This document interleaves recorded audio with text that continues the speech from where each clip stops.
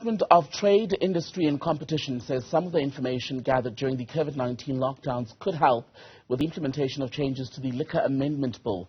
The amendments have been on hold since 2018, seeking to tighten restrictions on alcohol advertising as well as regulation when it is sold.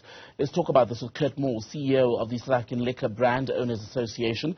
Good to have you on the program, sir. So are you on board with what government has in mind? Timbikile, thank you very much for having me. I'm not sure what government has in mind, and I don't really want to speculate on what government is doing with the bill. What I want to add is that, as the industry, we believe that South Africa and our communities need better enforcement of the existing laws and regulations. We also need a thriving economy that provides employment opportunities for its people. We do recognize that the problems associated with the abuse of alcohol needs to be addressed, but we think that these need targeted, evidence-based interventions to promote responsible consumption. If we just rely on regulatory interventions, there will, in our view, be some unintended consequences. So let's just give everyone else a sense of where government stands in terms of its thinking on this bill at the moment. And I'm going to quote here from one of the articles where Bongali Lukele, the spokesperson for the department, was speaking. And he says this: during the COVID-19 pandemic, it became more apparent that the problem of liquor abuse is quite huge in South Africa and requires more concerted measures, and that the bill may not address the scale of the problem, as the problem requires a concerted effort in government, which basically means that a further tightening of what was already in this bill since 2018. And from what I'm hearing, you are saying let's implement the old instead of adding more restrictions. Am I right? We're saying that we have good existing laws. They need to be better enforced. That's, in essence, what we're saying. I don't know if you want to unpack what was in the original bill, but as I said, I can't speculate on what could be changed.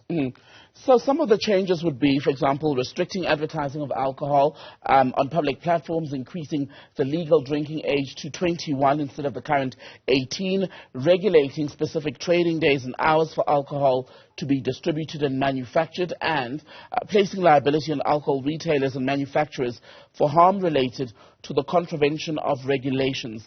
These were the proposed changes to the liquor bill drafted in 2016. Which of those do you think are most workable?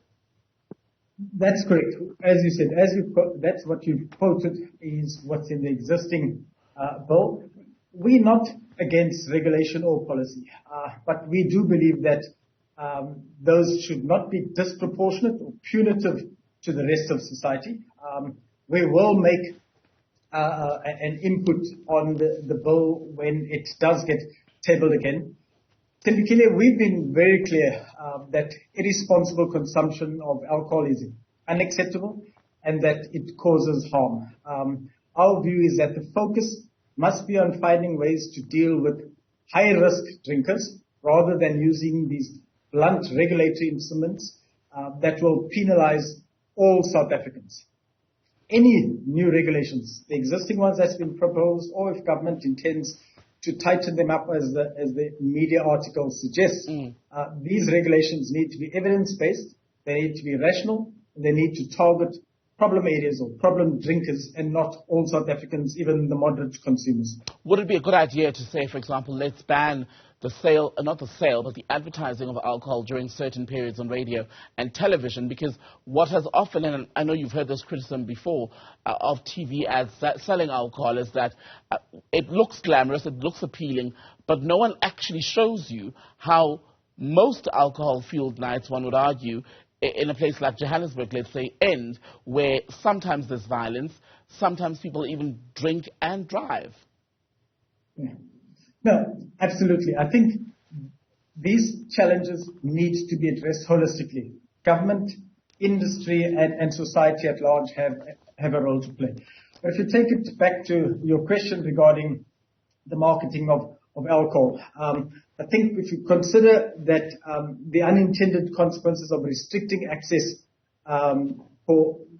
let's talk about new liquor market entrants, most of them being black businesses, If you want to launch or start a new business and you're restricted in terms of your ability to inform consumers about your product, how do you gain entrance to the market? So if we take away these channels of media spend, it would result in the cost of doing business for smaller market players and would actually protect the larger existing players. So there's a contradiction in terms of government's policies.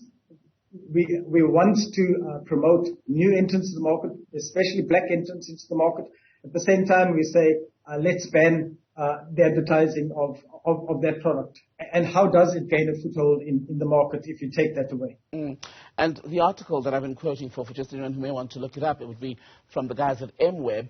But on what you're saying about, for example, the impact on the advertising industry and even the liquor industry itself, where do you stand on the position of pain, yes, for a limited industry, but for greater societal gain? Do you think that's even a fair conversation to have as far as possible losses for those two industries if it's going to benefit the country and make us a healthier, more sober people? Absolutely. I think we all want the same thing. We all want to have a community that consumes alcohol responsibly. We want communities in which we don't have drinking and driving. We have to ask ourselves, is these interventions going to actually lead to what we hope to achieve with these policy interventions? And all we're saying is there are better ways of achieving that without destroying the economic contribution that this industry does make. We do provide jobs. We do contribute to the fiscus. And let's get around and let's have a discussion about how we deal with these challenges. Why do you think implementation of existing rules around the sale of liquor, responsible sale of liquor, have not been successful? Look, I think that article that you referred to addresses some of these issues. We do have various levels of regulatory control in South Africa. Retail is governed at provincial level, while manufacturing and distribution is governed at a national level. And I think there is a need for better alignment. But, the thing is, with any piece of regulation, you need to be able to enforce it properly. Now, if we don't have proper enforcement, it's just going to actually incentivize the illicit trade. Now, the illicit trade in this country, and we've done some research, the illicit trade counts for about 22% of the alcohol in this market. If you look at what is being proposed, increasing the price of alcohol through taxes is some of the suggestions that come through in that media article. Every time you add to the cost of doing business for the legal producer, it incentivizes the illicit traders and just creates a bigger and bigger gap between legal products in terms of pricing, as well as between legal and illegal products from a pricing perspective. I want to go back to the issue of the age restriction. It's been an ongoing debate in South Africa about whether alcohol should only be sold to people for the first time when they're 18. But I don't know about you, but growing up, most of the people in my community experimented with alcohol way before they turned 18, some even 3-4 years prior. Absolutely. Look, typically, as you rightfully said, if there's a 15-year-old consuming alcohol right now, we must ask ourselves a question, and I think that's the critical question that needs to be asked. Will changing the law to make it 21 stop that 15-year-old from drinking alcohol? And I think that's the question that we need to grapple with. And that's why we're saying we have existing laws that says people under 18 should not be consuming alcohol. If that individual at 15 is consuming alcohol, changing the law is not going to actually prevent that individual from drinking alcohol. What are the interventions that we can target that 15-year-old to speak to that 15-year-old in a language which he or she understands, so that they understand the consequences of their action and desist. And I think that's how we need to approach it.